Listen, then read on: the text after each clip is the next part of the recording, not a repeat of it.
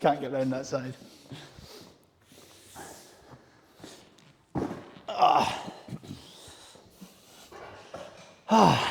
Hello.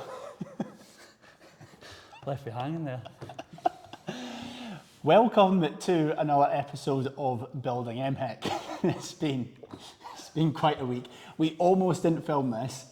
I was feeling a little bit stressed. A little bit. We started off Friday really good. Started off the day really good. We had a few things to celebrate. It's been a great week. A couple of personal things that are really good. A couple of professional kind of highlights. And we were very excited. And then as the day went on, had to deal with a few shit things, but that's business. So we almost didn't record this, but then Ben gave me a look that he's got, which was literally it's fucking week 2. Don't throw the towel in, just Don't yet. throw the towel in. So we're here. So welcome back to Building MHEC. A reminder that this is a series that we've basically decided to create on YouTube. We're going to make this available for audio soon as well. That basically documents the day-to-day, week-to-week goings on behind the scenes at MHEC Limited on our mission to grow the best health education brand provider academy in the country. And we sometimes don't like, walking around with like cameras in our faces. So we thought, look, what would be great is at the end of every single week, if we sit down and we update you on all the stuff that's been going on. So every single week, we're going to be bringing you kind of like brand new as it happens stuff as we're working through it. But we thought that we want to bring you up to speed first in order for you to know who we are, what we do, why we do it, how it works, in order for you to, accompany us on our mission. So last week, we brought you up to speed up to probably last year, up to the end of 2023 on who we are, what our products are, from the MHEC Gym to the MHEC Programme to the MHEC Award to our PT diploma, why we run them.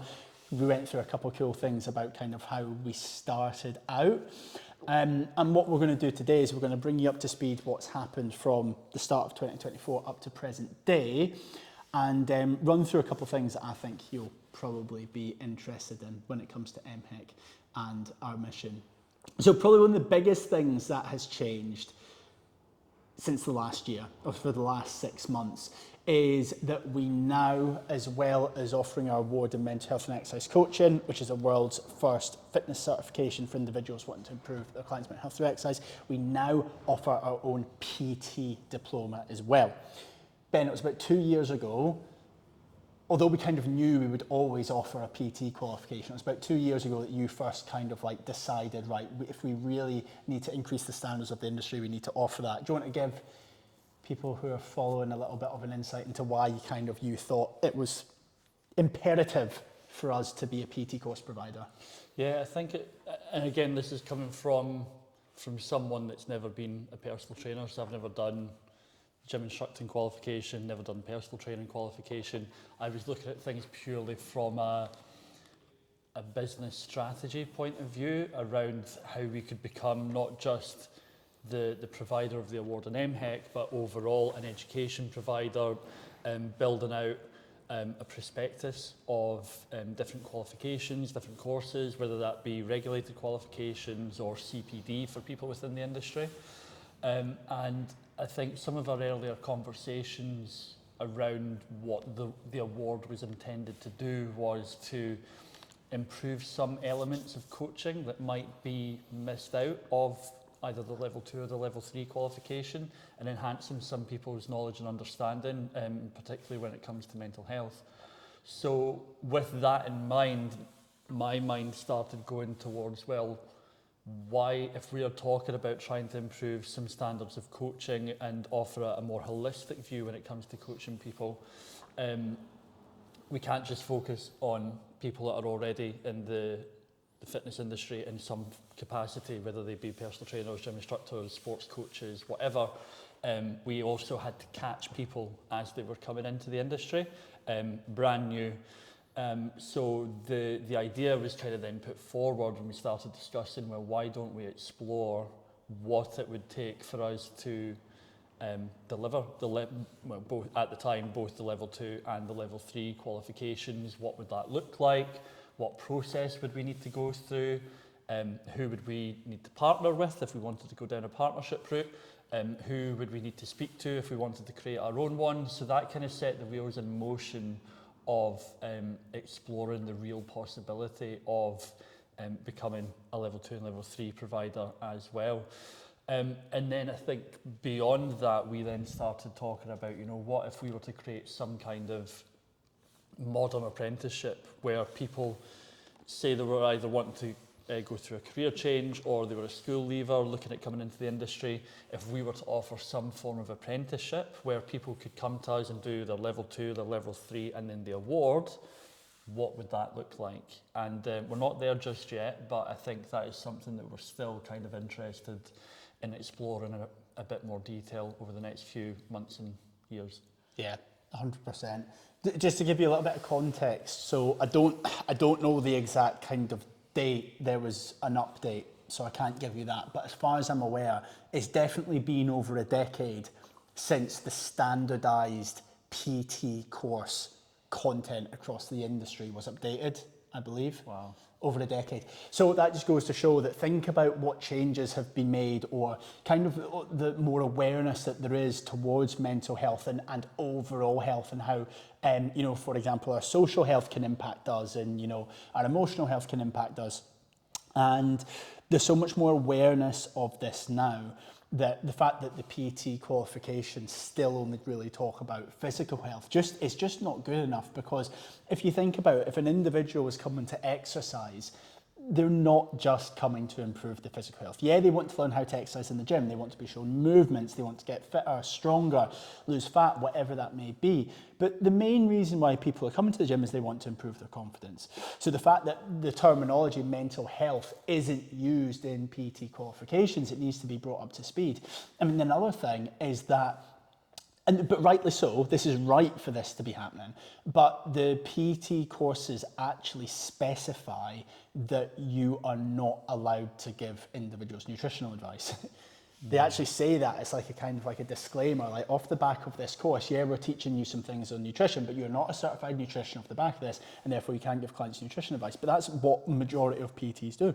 99% of PTs within their job spec, and depending on what clients come to them for, will be given nutritional advice. So it was in desperate need of an update, and I think we're really proud of the course that is being offered alongside the award and MHEC course. We didn't create the course, aka the content, but we're licensing it from another company, and we were happy with the content because it's starting to look a little bit more progressive than some of the other courses. But the issue is a lot of PTs join the fitness industry and they don't know what they're doing. So you work with PTs day in, day out. Your job has evolved within MHEC, and one of the main parts of your role is to be able to be giving one-to-one business support to some of our coaches who've undertaken the award in MHEC and our diploma. What's some of the main issues that you see when it comes to coaches coming to you for support, and how do you think that could potentially be stamped out earlier, or what good habits could they be taught earlier on? Because a lot of the time you're kind of undoing bad habits, aren't you? Yeah, it's an interesting one, because I think that the main thing that I see people struggle with is the whole business side of things. And we know that some course providers have like modules on business, or they touch on business as part of the level 3 qualification. But in my opinion, it doesn't go that far into depth in terms of how to actually operate and run a business. Yeah, they'll show you how to market your services. They might show you simply how to price your program or your services, but that seems to be the kind of real limitation. And I think it's a bit scary actually. And again, I don't have the exact stats in front of me, but we could probably take a guesstimate that over 50%, probably more than that, of people working in this industry are self-employed and therefore run their own businesses. And there's a real kind of knowledge gap when it comes to running a business. So I think that's the main thing that I see people struggling with. And do you, just I guess a question to you, when you first started as a personal trainer, do you think you struggled with the business element initially, or was that something that you picked up quite quickly? No, I didn't have a clue. I absolutely did not have a clue. Like, you don't see it as running a business. I don't think like when you start as a PT, you actually realise that you are running a business. I think I've used this terminology before. I think it feels like you're offering a service.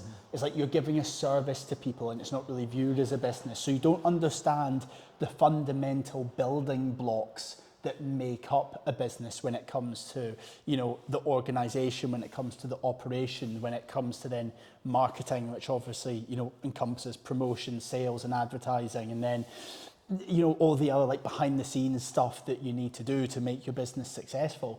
All you really think about as a PT starting the industry is, I need to train clients and I somehow need to get clients. When I started out, it was all about trying to gain traction through like word of mouth. I was quite fortunate for being kind of known in the area that was able to happen like fairly kind of quickly. But you don't know anything. And so then what happens is, it's like the way that I try to view it is like PTs then try to muscle through it, right? So if you think about it, you're doing a difficult workout and you're told to just fucking push through and muscle through it. And I think that's what coaches do with their business. So what they do is they just try to get as many clients as possible, and they think that that's what actually grows a service, but it doesn't. They end up just doing the same thing, you know, day in, day out, and they aren't actually working on expansion. And, you know, being busy is a badge of honor for PTs, and PTs think that they're successful if their diary is booked out. But if you were to look at a CEO in a company and their measure of success was just taking calls all day, like that, do you know what I mean? So I think that's one of the problems that we face is a lot of PTs don't know why they've become a PT in the first place. They may be like exercise, that's great. And it's often not until they come to us that they realise, oh shit, I got into this because I really wanted to help other people. It's not really to do with me, it's got to do with other people. A lot of coaches don't know what direction they want to go in, what types of people they want to help. And it just causes a lot of coaches to be very, very kind of confused from the get-go. Whereas I think if a lot of coaches knew like from day one why, like truly who they're wanting to help, why they want to help these people, what sort of goals they have for the business. And it's not to suggest that everything needs to be fucking like methodically, you know, planned out from day one. Yeah, there needs to be, you know, opportunity for things to kind of just happen by chance and new opportunities to present themselves that were unexpected. But so many coaches don't even really know why they're doing this, and therefore they don't know who to help. Therefore, they try just helping anyone and everyone, which leads to them helping as many people as possible, which leads to them being like run down and doubting themselves. I mean, like you do a lot more of these calls than I do, but obviously there's the business side of things that people then have kind of limiting beliefs towards. But it's absolutely amazing how many coaches just absolutely doubt every single thing that they do. Yeah, 100%. It's scary, and that's probably one of the main things that I'll have conversations with some coaches about, or other members of the team will have conversations about. And what I try to do anyway is try to bring it back to what you were just saying there, like what's your purpose, what's your vision, what's your mission, what's your values, what makes you get out of bed on the day and fired up for the day. What types of people do you like working with? Because again, I think there's so much noise in this industry on social media about what coaches should be doing and what a measure of success looks like, and it's primarily people perpetuating the myth that if you're not earning 5k or more per month, then you're a failure, which is just absolutely ridiculous. So I think that causes a lot of coaches a lot of confusion, because then it just boils down to literally what you said at the start: I need to train clients and I need to get clients. So then there's just this constant cycle of I need to get clients, need to get clients, need to get clients, posting social media, which there's more to running a business than just that. And I think sometimes when we kind of help people take a step back from that hamster wheel of just posting stuff on social media, they can then actually start to see the bigger picture of, oh, this is why I'm doing this. This is who I want to help them then get better results for their clients. Which then feeds into the marketing as well. So the main thing is just coming back to figuring out what's your purpose, why you're doing it, who you want to help, what's your vision and mission is key. And I think that's where there's a kind of real nice integration with what we're doing with the award, is then helping people with their mission, but inevitably it comes back to what our mission is of helping improve the mental health of people all over the world through easily accessible exercise. Yeah, I think it's like, and look, it's not to suggest that like we want every single fitness instructor or yoga instructor or PT to, wake up on the same mission as us. It's not absolutely not the case. And we don't expect people to have it absolutely figured out or for everything to be super intentional. I think the reason that it frustrates me a little bit is I don't think that PTs realise the impact that they can have. I don't think they realise the impact that they can have. There's so many things that a personal trainer can do. You're dealing with someone's health. You're having an opportunity to speak to people every single week. And what we realise is so many coaches come to us and they're literally just touching the surface of what they can do. They're prescribing exercise, nutrition, and that's about it. There are so many things that a personal trainer or fitness coach can do because exercise is so powerful, and there's so many things within their remit that these coaches can do to actually help transform each and every area of a client's life. But then what happens is, again, like you said, they don't understand anything about business. They charge virtually nothing, and I'm all for trying to make exercise as accessible as possible, helping as many people come through the door as possible. But the issue is the confusion. A coach either charges minimal to make exercise more accessible and help as many people as possible, and then they just stick to that, and that's amazing. What a brilliant model, right?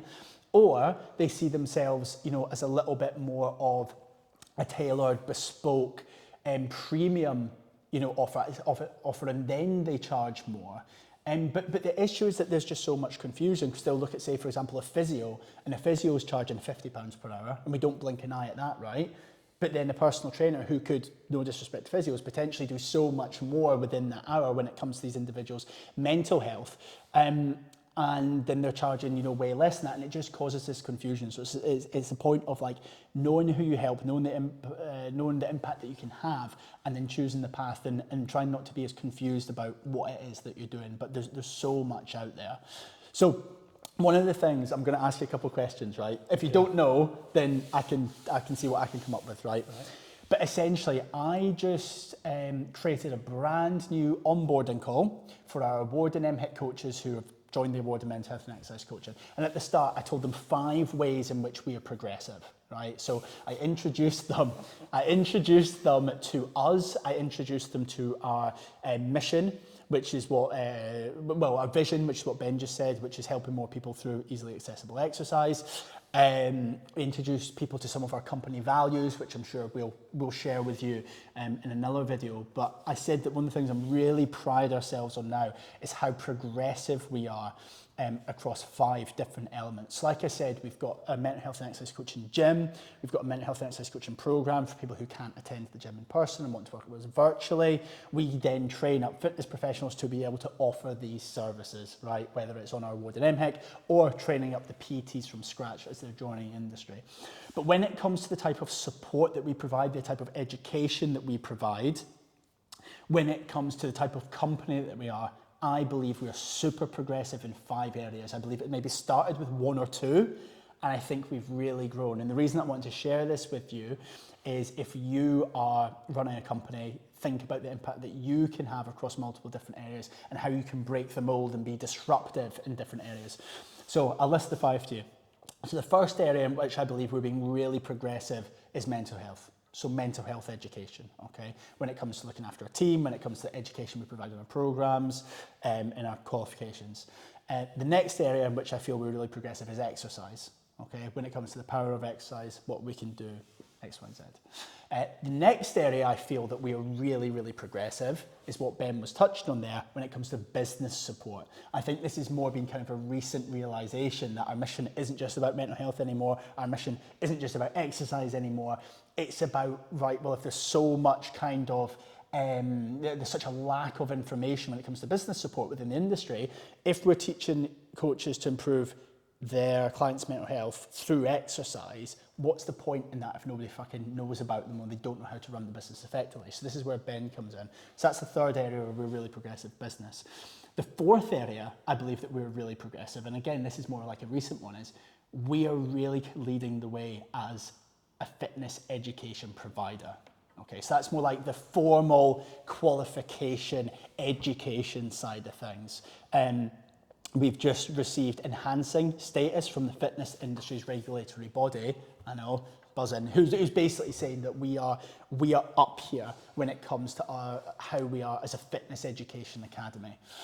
And then the fifth one, which I think we're really progressive as, I think we're really progressive as an organisation as well, when it comes to how we offer all of those things and how we run our team. Because again, we wouldn't be able to provide progressive mental health education, exercise education, business education. We wouldn't be progressive as an education provider if we weren't progressive in the way that we run our team and our organisation. Yeah. So those are the 5 areas in which I think we're progressive. Which of those stands out for you, and how do we do that? So how do you feel that we're progressive in that area? Well, I'm glad that that was the question and not asking me to rhyme off what I thought the 5 were and test me on it to see if we then had the same 5. So I'm glad that's what the question was. I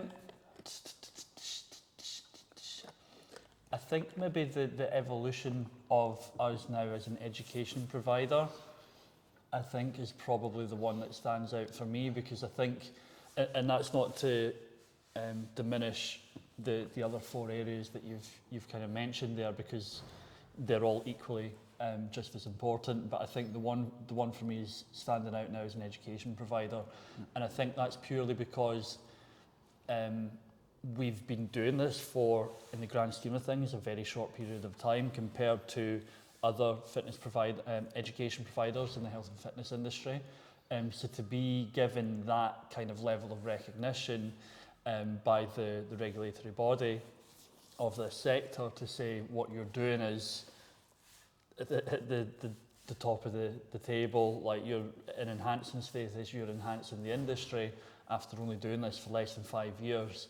I think that was pretty special, and like I'm more than happy sharing this. When the SIMSPA came in and audited us, and we were getting the results, well, the preliminary results of the audit and the report at the end, and the auditor said that we would be awarded enhancing status after running through the different levels and what they all meant, and thinking, right, well, we're going to be on the bottom one because this is the first time this has happened. For the auditor to then say they would be recommending us to be enhancing status, I nearly cried. I'm not going to lie. I genuinely welled up. I was so happy, I was so proud, because I felt that there was so much pressure riding on, not necessarily pressure riding on that moment, but I think because we've worked so hard. Bearing in mind, I'm sure a lot of you are aware, like we were knocked back by SIMSPA initially when we first started off, when we tried to get some kind of endorsement or partnership. They knocked us back, probably quite rightly, because we were brand new to the industry. I don't even think we trained anyone by that point. So you can understand the reason for the knockback, but the feedback that we were given at that point of time, we've worked so hard over the last 3.5 years to literally tick off as much of that as possible. So to have that kind of full circle moment where we're then being audited by this body, to be then given their highest level of status, was a really kind of emotional moment, and very special, and I guess testament and recognition for all the hard work that we've been doing. Yeah, I'm sure we'll share the full story in another episode, but yeah, basically right before we launched the award, days before launch, we went for SIMSPA endorsement, just because that was going to be kind of like, that was sealing the deal. That was going to be like the rubber stamp of approval as we launched this brand new fitness certification that, thousands of people had already kind of subscribed to the waiting list for. And basically they rejected us days before, so we had to deal with that right up until the launch. Obviously, we told you in the last episode about how Ben had left his job. I phoned Ben almost in tears, saying that they'd rejected us and asking him what he was going to do, because I thought he then wasn't going to leave his job and come and join the team, because it was such a big setback. So yeah, having that endorsement is so amazing. And then what that means now is SIMSPA, it's this Chartered Institute of Management of Sport and Physical Activity. It's a bit of a mouthful. It essentially means that they've recognised us as, a top tier fitness education provider, and it means that they're going to start referring, partners and organisations to us for training based on their needs, which is absolutely massive. So yeah, I feel like we've it's been a huge kind of reward for all of the work that we've put in. So that kind of brings you up to speed on what's been happening with us. We basically said we wanted a few endorsements before we would feel comfortable with, you know, expanding the award, going overseas, going wide as opposed to deep. We said we wanted a partnership with a large gym, UK gym chain. So we got that. We secured that with the Gym Group, second largest gym chain in the UK. We said we wanted a formal endorsement from Simspa. We didn't just get that. We were now rewarded enhancing status.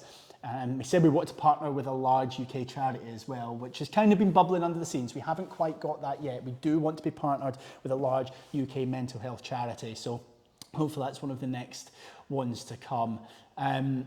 When it comes to everything that we do, I've got a big question for you, right?